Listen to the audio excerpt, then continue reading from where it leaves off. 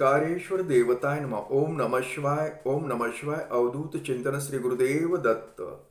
मंडळी, शिवभक्तीचा माझा प्रवास या आत्मकथन या कार्यक्रमामध्ये आपलं सर्वांचं हार्दिक स्वागत करतो. तर आज मी तुम्हाला सर्वप्रथम माझं बालपण आणि थोडक्यात सांगण्याचा प्रयत्न करणार आहे, जसं मला जमल या भाषेमध्ये, सोप्या भाषेमध्ये, माझ्या ग्रामीण भागातील भाषेमध्ये, बोलीभाषेमध्ये. मला जसं आठवल तसं मी तुम्हाला सांगतोय. तर मंडळी, मी 3 ते 4 वर्षाचा असेल त्यावेळेसची गोष्ट आहे.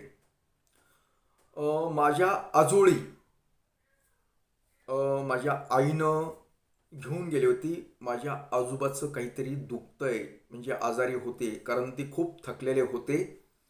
त्याच्यामुळे आणि काहीतरी सणाचा पण प्रोग्राम होता, मला तेवढं आठवत नाही. पण त्या दोन्हीही निमित्ताने तिच्या वडिलांना बघण्यासाठी, म्हणजे त्यांना ती तात्या म्हणत होते. माझी आई वडिलांना तात्या म्हणत असे आणि तात्याकडे घेऊन गेली होती. तर बहुतेक ते पावसाळ्याचे दिवस असावेत. पावसाळ्याचे दिवस होते. माझ्या आजोबाला मी आल्याचं खूप आनंद वाटत होता, कारण त्यांची लाडकी मुलगी. तसं तर तात्यांना 5 मुली, म्हणजे माझ्या आजोबाला 5 मुली, आणि सगळ्यात म्हणजे ही शेवटची मुलगी, तिचं नाव द्वारकाबाई. द्वारका, पण तात्या तिला बारकी म्हणत असेल. बारकी. बारकी ही तात्यांची लाडकी मुलगी, आणि तात्यांची लाडकी मुलीचा मी लाडका नातू. तेवढंच काय, मला थोडंसं प्रेम भेटलेलं आजोबाचं, थोडंसंच. तर मी तात्याकडे, म्हणजे माझ्या आजोबाकडे गेलो होतो. तात्या असे आजारीच होते, पण बाहेर असे ओट्यावर बसले होते. ओटा होता उंचीचा, त्या ओट्यावर बसले होते. आणि मी असं, त्यावेळेस काही गाड्या घोड्या काही असं नव्हतं एवढं. मी तिथून दारातून चालत आलो आणि त्यांनी पाहिलं. माझा बाळ्या आला आणि खूप त्यांना आनंद आला. त्यांच्या चेहऱ्यावरचा जो आनंद आहे ती आजपर्यंत आठवतोय मला. आज कितीतरी वर्ष झाली. आणि मी पळत पळत गेलो. पहिल्यांदाच मी आजोबाला, म्हणजे जसं कळतंय तसं मी पाहिलं होतं. त्यांनी मला जवळ केलं, जवळ बसवलं, खूप असं माया केली, गालावरून वगैरे हात फिरवला. मला ते अजून खूप आठवतंय ते. तात्यांना दात काही नव्हते, तर खूप त्यांना आनंद, एवढा आनंद झाला होता की खूपच. कारण काय माहिती, त्यांना बाळ जवळ घेऊन, म्हणजे मला जवळ घेऊन, आणि मग माझ्या बाळाला काय खायचं असं तसं ते बोलत होते. आणि तात्या आजारी होते. तर आजारी होते म्हणून भेटायला बी गेलतो. म्हणजे आई गेलती, त्याच्याबरोबर मी गेलो होतो. मग असंच थोडंसं काही एक दिवस का, तेवढं पावसाळ्याचा दिवस होता थोडंसं. आणि मग ते आमचे, म्हणजे मामा, म्हणजे चुलत मामा, ते आईला सक्का भाऊ नव्हता. तर आमच्या ह्या तात्याने काय केलं होतं की जी त्यांच्याकडे जी जमीन होती, ती त्या, म्हणजे चुलत मामाला दिली होती. कशासाठी त्याला देऊन टाकण्याचं कारण म्हणजे त्यांचं म्हणणं होतं की त्यांना स्वतःला मुलगा नव्हता, आणि मुलगा नसल्यामुळे ते म्हणजे त्यांच्या चुलत भावाचा कुणाच तरी त्या मुलाला ते मुलगा मानत असत. आणि त्यांनी ती जमीन त्याला दिली होती. की का जमीन दिली, की बाबा माझ्या जी मुली येतील ही, त्यांना तू काकण चोळी, त्या भाषेमध्ये जुन्या काळामध्ये म्हणायचे, काडी म्हणजे साडी चोळी करणे, त्यांना आल्या गेल्या सणासुदीला आणणे, भाऊ म्हणून प्रेम देणे, या गोष्टीसाठी ही तात्यांनी त्याला जमीन दिली होती. कारण तात्यांना मुलगा नव्हता, मुलीच होत्या. तर तो जो मामा आहे आमचा, तो मामा काहीतरी बाहेर निघाला होता. आणि मी आता थोडंसं तर जा म्हणले, तर ती मामा नारळ घेऊन चाललाय म्हणले. हं, जा रे म्हणले, ह्याला घेऊन जा बाळाला. तर मी त्या मामाच्या मागं, मामा सन सन सन चालतोय पुढे, मी मागं त्याच्या लुटू लुटू लुटू लुटू पळतोय. हां, घुंगरू घुंगरू घुंगरू एवढीशी चड्डी. हं? ते अजून मी, मला रूप आठवतंय माझं. काय ते असं चाललं होतं. तो मंदिर खूप दूर होतं तिथून, घरापासून. तर मी त्याच्या मागे चालतोय. तो काही मामा मला जवळ काय असं हाताला धरून काय चालवत नव्हता. तो त्याच्या तालात होता. हं? आणि मी त्याच्या मागं लांबवर चलतोय. मी मागं एकदा दोनदा खाली पडलो बी. हं? तर ती मामाचं लक्ष नाही. म्हणजे मामाचं जे प्रेम असतं ते त्या मामामध्ये जाणवत नव्हतं. हे ते आता मला कळतंय. हं? तर ते मी त्याच्या मागे गेलो. तात्यानंतर आवर्जून पाठवलंय की जा, मामा मामा नारळ फोडतोय, नारळ खाऊन ये. म्हणजे लेकराचं काय असतंय. आणि नारळ म्हणजे मी पहिल्यांदाच ऐकत होतो, कारण मला ती नारळ वगैरे काही त्या काळात काही आठवत नाही त्या गोष्टी. नारळ म्हणजे काय, फक्त मी बघितलं ते नारळ म्हणजे. आणि ते खायचं असते. आणि ते खाण्याच्या काय लेकरांना काही तेवढं वाटत नाही, किंवा काहीतरी असं विशेष, कुठल्याही गोष्टीचं विशेष वाटतं. म्हणून त्या नारळाच्या आशेने मी त्या मामाच्या मागे धावत होतो. मामा सरसर सरसर चालत होता. मामाने मी आलेलो बी बघितलं नाही, नारळ फोडलं बी कधी. आणि तिथून मामा तिथून पटकीने देवाला ठेवलं. तो तसाच निघून गेला. मला दिलं बी नाही नारळ आणि काही नाही. तो तशाच पद्धतीने निघून गेला. मी वरी पायऱ्या चढून, असं मला पायऱ्या वगैरे चढता येत नव्हत्या, तिथं ते असं वरी धरत धरत गेलो. तोवरचं मामा खाली उतरून सरळ ते घराचा रस्ता धरला त्यानं. आणि मी मागच राहिलो. मी मग रडायलो, मामा मामा करून असं करायला लागलो. अं? मामा तर गायब. मग तिथं ते 2-4 म्हातारे वगैरे माणसं बसले होते. अरे पण बाळा, काय काय झालं, काय झालं, काय, मामा मामा. हं? अरे रे रे. मग ती एक जण म्हणले, कुणाचं बाळ आहे म्हणले, ती कोण आहे, कुणाचा मुलगा आहे, कोण दिसतं आपल्यातलं, दिसना गेलंय म्हणले गावातलं. ती गाव तर छोटंच होतं ना. तर म्हणले नाही नाही, ती किसन नातू म्हणले, बारकीचं पोरग आहे. अरे रे, असं आहे का, हां हां हां हां. अरे म्हणले बाळा, ते गेलं ना तुझा मामा ते. हं? मग ती मामा पुढे, मी अजून मागून पळतोय पळतोय, पडलो, अजून पडलो, लागलं अजून, परत परत उठतोय, बोंबलतोय मागं. आणि ती मामा पुढेच जातोय. हं? हे दृश्य माझ्या आईनं ओट्यावर उभा राहून पाहिलं. मी येतोय, मामा पुढे चालतो आणि मी मागं पळतोय. तिला खूप राग आला. आता राग येणं साहजिक आहे, कारण कसं की तिला तिच्या लेकराला पळवतोय हे माणूस, त्याच्या ती नारळासाठी लेकरू मागं पळतंय आणि हा माणूस पुढे चलतोय. हं? तिला त्या तिच्या भावाचा, म्हणजे चुलत भावाचा खूप राग आला, कारण आई तशी आमची कडकच होती. हं? तर राग आला तिला. मग त्याला म्हणले, अरे काही तुला कळतंय का म्हणजे डेगू. हं? अरे ते लेकरू महाग पळाले म्हणजे पोरग, आणि तू पुढे पुढे पुढे चालत. तर ती काही बोलला नाही आणि गेला. आणि मी आलो तर मला नारळ दिला नाही मामानं, असं करायला लागलो. मग ती आई खूपच चिडली. अरे म्हणले, लेकरू तिथपर्यंत आलं, परत बी आलं, तरी तुझं तू नारळ बी दिलं नाही, त्याला का रडवलंस म्हणली तू, असं तसं.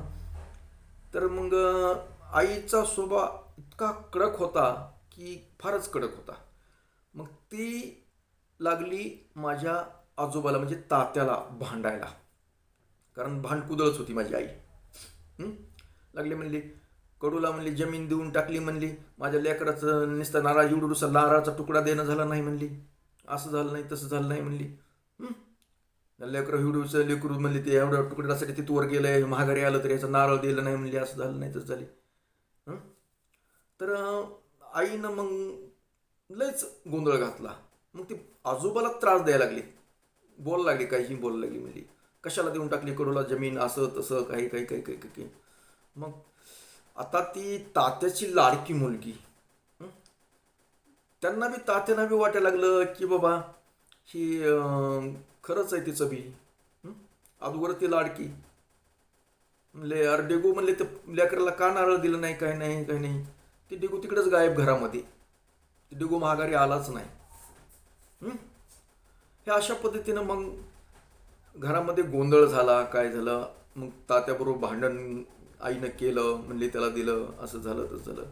मग तेवढ्यामध्ये ते भांडण झालं वगैरे. मग ती, का तेवढं भांडणातलं काय काय बोलत होते ते काय मला आठवत नाही, पण मग मला लाड पुरवण्यासाठी तर त्याने म्हणले, मग मला खायचं आहे, मला गम्म खायची आहे वगैरे वगैरे असं काहीतरी बोलत होतो. मग तिथं वरी काय होतं, ती मकाचे कणस ते असे ब्याजसाठी म्हणून हे केलेले असे टांगलेले होते. त्याला माळवत होतं, त्या माळवद्याला. तर मला ते कणीस खायचे म्हणून बसलो. मग ते आजोबाने ती काठीनं असं करून ते काढलं कणीस. म्हणले आई बोलली, म्हणले अरे ती ब्यासाठी ठेवले, तू कशाला काही कसं मागायला असं तसं. तर म्हणले असू दे ग, बाळाला खायचं म्हणते खाऊ दे. मग ती धान्य कचुरून दिले, ती भाजून दिले तात्याने. हां, झालं गोष्ट. पण ते आमच्या घरामध्ये ती भांडण झालं. ते भांडण आता खूप मोठं, त्या गोष्टी नाही सांगत मी. पण माझ्या आईनं, म्हणजे आईला मी ताई म्हणत होतो. हं? तर मी बऱ्याच वेळेस तुम्हा मंडळींना सुद्धा, जी महिला आहेत माझ्याशी जोडल्या गेलेल्या आहेत, त्यांना मी ताईच म्हणतो. कारण त्याचं कसं, ताई म्हणजे माझी आई, आईची आठवण म्हणून मी आईसारखं अं, एक समजतो समोरच्या, म्हणून कुठल्याही महिलेला मी ताई बोलत असतो आई बोलण्याच्या ऐवजी. हं? तर ते कारण आहे. तर त्यानंतर मग ते झालं. म्हणजे माझ्या ताईनं, म्हणजे आईनं खूप गोंधळ घातला.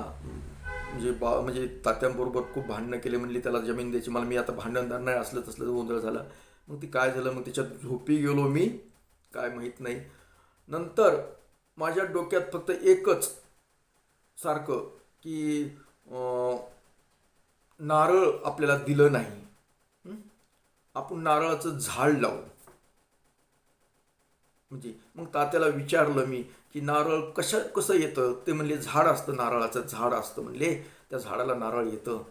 म्हणलं ती मग नारळच काय, म्हणजे ही मकाची कणसं होती ना, ती जसं बी लावलं की मकाचे कणस येतात. मग माझ्या डोक्यात आलं की नारळ लावल्यानंतर की नारळ येत असतील. हं? म्हणून मी पुन्हा गावाकडे समजा आलो इकडे, त्यावेळेस मग ते लहानपणची ती आठवण म्हणून मी एक नारळ लावलं. हं? नारळ. आणि नारळ, आणि ती कधी मधी घरामध्ये बी इकडं बोलत असत की पैशाचं झाड आहे का, कुठे कधी पैसे कोणी मागितले काय झाले की म्हणजे आज माझ्याकडे काय पैशाचं झाड आहे का, म्हणून मी पैशाचं झाड असतं ही गोष्ट पण मला ते वाटायला लागली. म्हणून मी काय केलं, एकदा मी 10 पैसे, त्या काळात 10 पैसे 5 पैसे असे 4 आणे वगैरे चालत होते.